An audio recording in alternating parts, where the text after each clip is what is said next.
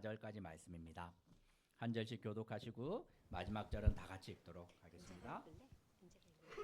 그 지역의 목자들이 밤에 밖에서 자기 양떼를 지키더니 주의 사자가 곁에 서고 주의 영광이 그들을 두루 비침에 크게 무서워하는지라.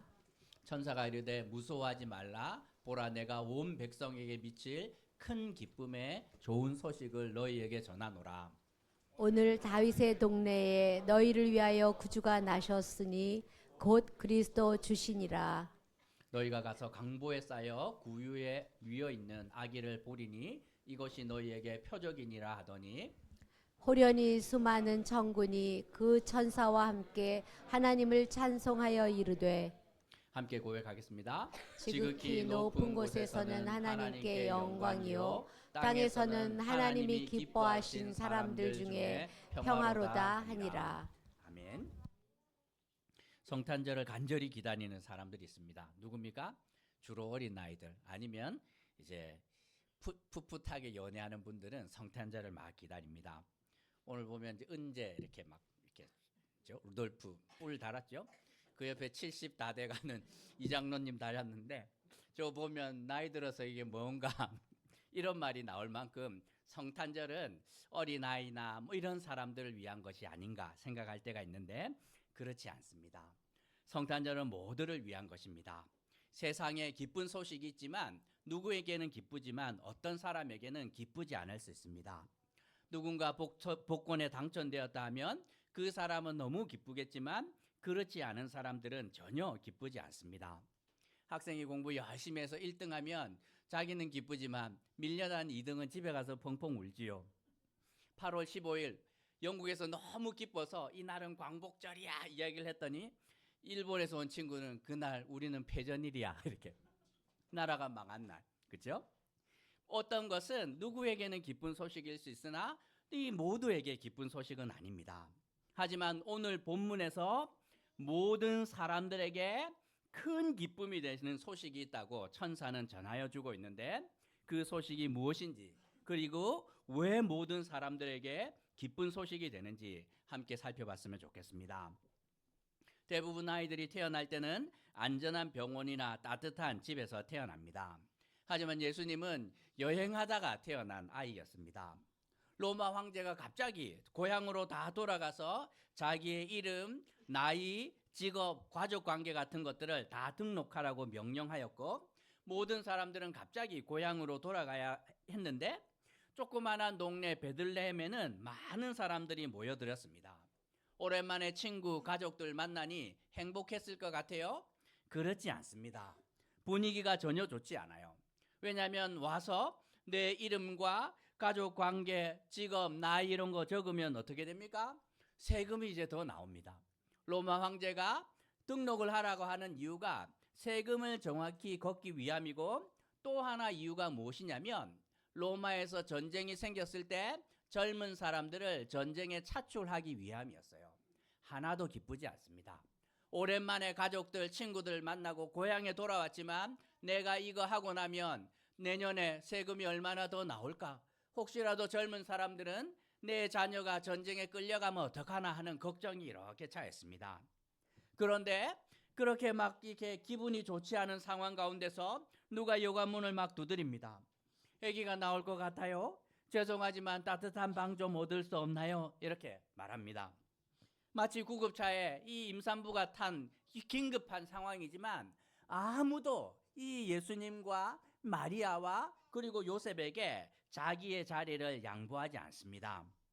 문을 열어보았더니 아는 거죠. 이 우리 동네 출신에서 저기 고향을 떠난 요셉이 왔는데 어디 멀리 가서 성공한 줄 알았는데 나사렛 가서 뭐 목수한다고 그러는데 뭐 변변찮아 보이고 그리고 이게 누구를 데리고 왔는데 결혼했다는 소식도 없고 약혼했다는 소식은 들었는데 벌써 아기가 태어납니다. 이게 무슨 사고를. 그리고 옆에 이 어린 자매가 서 있는데 나이가 몇 살일 것 같아요? 학자들에 따르면 14살에서 16살입니다. 은재보다 조금 더 큰 이 여자아이가 이렇게 배가 이만큼 불러서 왔는데 어른들이 위아래로 훑어보면서 이게 지금 뭐 분위기가 로마에 끌려갈 수도 있고 세금 폭탄이 그냥 코앞에 있는데 이게 어디서 사고를 쳐가지고 이게 막 어린 그리고 내칩니다. 우리는 잘 모르겠으니 네가 가서 알아서 해결하라. 이렇게 우리가 먼저 왔으니 방을 양보하지 못한다고 이들을 내칩니다. 결국 예수님은 짐승들이나 있을 법한 그런 마구간에서 태어나는데 예수님은 축복받지 못한 아기로 사람들로부터 거절당한 아기로 태어납니다. 그런데 같은 시간 카메라가 이렇게 돌아가면서 들판으로 이제 장면이 바뀌는데 여기서도 난리가 납니다. 깜깜한 밤중에 천사가 양을 치는 목자들에게 나타난 것입니다. 그 당시 목자들은 제일 믿을 수 없는 사람 가운데 하나였고 목자라 이야기를 하면 이 사람들의 말은 잘 듣지 않습니다. 왜냐하면 다른 주인들의 양들을 치지만 양이 늑대가 와서 양을 2마리 물고 갔는데요. 믿을 수가 없어요. 자기가 잡아먹고 거짓말하는 경우가 많았기 때문에 그 당시 목자라고 이야기를 하면 믿을 수 없는 사람들, 그리고 가장 낮은 곳에 있었던 사람들이 그들이라 생각하면 됩니다. 그런데 목자가 밤에 이렇게 양을 돌보는데 천사가 갑자기 나타납니다. 반가웠을 것 같아요. 왜냐하면 천사가 나타나면 대부분 무서운 소식을 전했습니다. 천사가 나타나서 소돔과 고모라 멸망한다, 그러니 빨리 도망가라, 이런 소식 전하는 것이 천사들의 대부분의 역할이었기 때문에 목자들은 깜짝 놀라서 이 나라가 망하나? 우리가 죽게 되나? 어떻게 되나? 하고 두려움 가운데 있었는데 천사가 말합니다. 여러분 놀라지 마세요. 이번에는 정말 기쁜 소식을 갖고 왔습니다. 그 기쁜 소식은 세상의 귀족들이나 잘나거나 똑똑한 사람들뿐만 아니라 한밤중에 양을 쳐야 되는 여러분 같은 가장 낮은 곳에 있는 사람들에게도 기쁜 소식입니다. 이렇게 말합니다. 천사여, 그 소식이 무엇인가요? 여러분 놀라지 마세요. 다윗의 동네에 여러분 인생의 모든 문제를 해결해 주실 수 있는 해결사가 오셨는데 그분이 바로 하나님의 아들입니다. 천사가 온 정도가 아니라 하나님의 아들이 세상에 내려왔는데 그분은 못하는 것이 없습니다. 그분이 오셔서 여러분들이 갖고 있는 모든 문제를 해결해 주실 것입니다. 세상에 이거보다 더 기쁜 소식이 어디 있겠습니까? 하고 갑자기 하늘이 난리 납니다. 하늘이 열리면서 천사 합창단이 등장하더니 말 그대로 천상의 하모니로 노래하는데 이 소리는 세상에서 들을 수 없는 정말 아름다운 노래였습니다. 가사가 무엇입니까? 하나님께는 영광이 되고 땅에는 평화가 된다. 하늘도 기뻐하고 땅도 함께 기뻐할 것이라는 가사였습니다. 그리고 천사는 목자에게 말합니다. 여러분들 가서 눈으로 보십시오. 사람들에게 축복받지 못하고 외면당한 초라한 어린아이가 있을 텐데 그분이 바로 하나님의 아들입니다. 그분이 당신들의 인생을 구원할 것입니다. 구약에 똑같은 사건이 있지 않았습니까?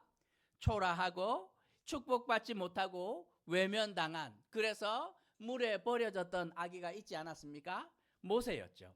노예의 아이였으나 어미가 키울 수 없어서 이 바구니에 담아서 물에 버렸지만 결국에는 그가 자라서 이스라엘의 민족을 구원하게 되지 않습니까?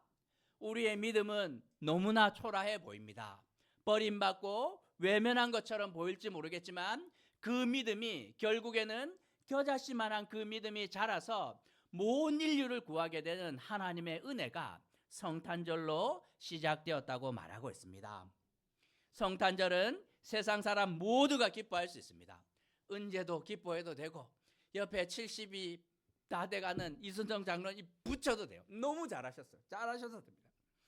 인생이 절대로 해결할 수 있는 그 문제를 하나님의 아들 그분이 오셔서 세상의 구원자로 오셨기 때문에 우리 모두가 기뻐할 수 있다고 성경은 말할 수 있습니다.